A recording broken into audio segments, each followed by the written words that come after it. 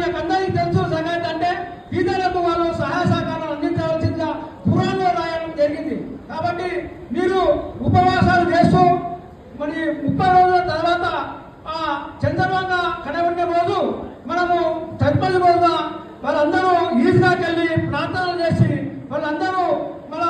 వాళ్ళు ప్రార్థన చేసిన తర్వాత ఒకరికొకరు ఈద్ ముబారక్ తెలియజేస్తూ వాళ్ళు అలింగనం చేసుకుంటూ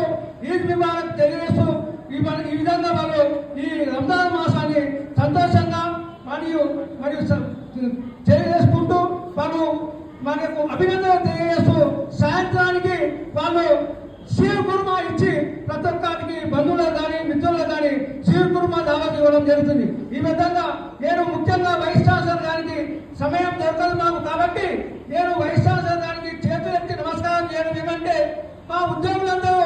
హౌస్ బిల్డింగ్ లోన్ విషయంలో చాలా కాలయాపన జరిగింది. దాన్ని తప్పకుండా పరిశుభ్రం చేయాలని ఈ సభాముఖంగా తెలియజేస్తూ